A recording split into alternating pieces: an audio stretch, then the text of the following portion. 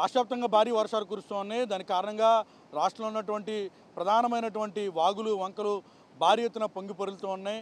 జనజీవనం పూర్తిగా అస్తవ్యస్తం అవుతున్నటువంటి పరిస్థితులు మనకు కనిపిస్తూ ఉన్నాయి. పూర్తిగా ప్రజా రవాణా కూడా స్తంభించిపోయే పరిస్థితులు కొన్ని ప్రాంతాల్లో అయితే మనకు కనిపిస్తాం. ప్రస్తుతం మనం ప్రకాశం బ్యారేజీ వద్ద ఉన్నాం.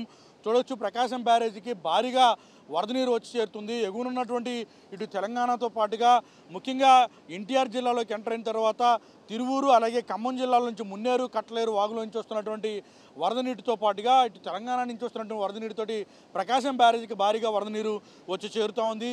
ఇటు ఎన్టీఆర్ జిల్లాతో పాటుగా ఇటు గుంటూరు జిల్లాలోనూ భారీగా వర్షాలు పడుతున్నాయి. నిన్న పడినటువంటి ఒక్కరోజు పడినటువంటి వర్షం కారణంగానే భారీగా వరద నీరు ప్రకాశం బ్యారేజీకి వచ్చి చేరుతున్నట్టుగా చెప్తూ ఉన్నారు.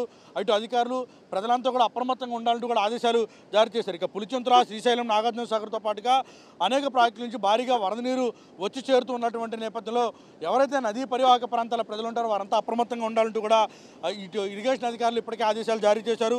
అలాగే ఇక ఉమ్మడి గుంటూరు జిల్లాకు సంబంధించి చూసినటువంటి సందర్భంలో ఇటు ఏవైతే గుంటూరు జిల్లాకు సంబంధించి కొట్టేల వాగు, కొండవీటి వాగుతో పాటుగా పలు వాగులు, వంకలు పొంగి పొరులుతూ ఉన్నాయి. దాని కారణంగా ఎక్కడెక్కడైతే ప్రధానమైనటువంటి రహదారులు ఉన్నాయో వాటిపైకి భారీగా వరద నీరు వచ్చి చేరడంతో ప్రస్తుతం ఆ ప్రాంతాలు మొత్తం కూడా వరద నీటిలో చిక్కుకుపోయాయి.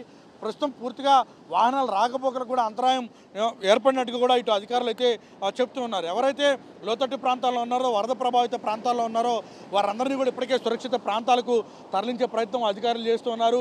ఇప్పటికే రాష్ట్ర ప్రభుత్వం పూర్తిగా అప్రమత్తంగా ఉండాలంటూ కూడా అధికారులకు ఆదేశాలు జారీ చేసింది.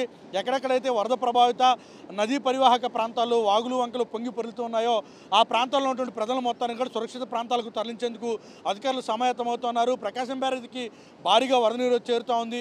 ముఖ్యంగా ఇటు గుంటూరు జిల్లాకు సంబంధించి చూసినటువంటి సందర్భంలో ప్రధానంగా ప్రకాశం బ్యారేజీకి కొండవీటి వాగు కూడా భారీగా వరద నీరు వచ్చి చేరుతూ ఉండటంతో ప్రస్తుతం రెగ్యులేటర్ వద్ద నుంచి మొత్తం కొండవీటి వాగుకు సంబంధించినటువంటి ఎత్తిపోతల ప్రాజెక్ట్ ఏదైతే ఉందో అక్కడి నుంచి మొత్తం నీటిని మొత్తం కూడా కిందకి దిగువకు విడుదల చేస్తున్నారు మోటార్లు ఆన్ చేసి.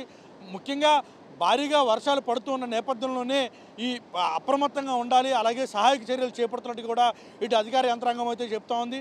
ఇటు కృష్ణా, గుంటూరు జిల్లాలతో పాటుగా రాష్ట్ర వ్యాప్తంగా కూడా ఇదే రకమైనటువంటి పరిస్థితి ఉందని కూడా ప్రభుత్వం భావిస్తోంది. అందులో భాగంగానే అధికారులు నిరంతరం పర్యవేక్షణ చేయడంతో పాటుగా ఎప్పటికప్పుడు కంట్రోల్ రూమ్లు ఏర్పాటు చేసి ఎవరైతే వరద ప్రభావిత ప్రాంతాల్లో ఉన్నారో, నదీ పరివాహక ప్రాంతాల్లో ఉన్నారో, లంక ప్రాంతాల్లో ఉన్నారో వారిని మొత్తాన్ని కూడా సురక్షితమైనటువంటి ప్రాంతాలకు వెళ్ళడంతో పాటుగా వారందరినీ కూడా సురక్షిత ప్రాంతాలకు తరలిస్తున్నారు. ఇక విజయవాడకు సంబంధించి చూసిన సందర్భంలో బొడమేరుకు సంబంధించినటువంటి కెనాల్ పైన కూడా వరద నీరు వచ్చేటటువంటి అవకాశం ఉందన్న వార్తలు తెరపైకి వచ్చిన నేపథ్యంలో ఇరిగేషన్ అధికారులు కూడా ఇప్పటికే అప్పటికప్పుడు పరిస్థితిని మానిటర్ చేస్తున్నారు. ఒకవైపు ప్రకాశం బ్యారేజీకి 2.5 లక్షలకు పైగా క్యూసెక్ల వరద నీరు వచ్చి చేరుతుండటంతో ఒకవేళ బుడమేరు మీదుగా వచ్చేటటువంటి వరద నీటిని ప్రకాశం బ్యారేజ్లోకి మళ్లించడం సాధ్యం కాకపోతే దిగువకు విడుదల చేసేందుకు అధికారులు సమాయత్తం అవుతూ ఉన్నారు.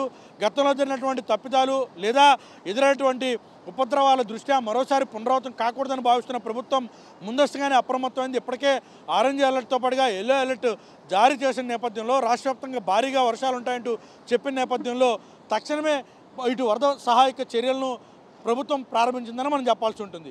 కెమెరా పర్సన్ అశోక్తో వసంత్, టీవీ 9 విజయవాడ నుంచి.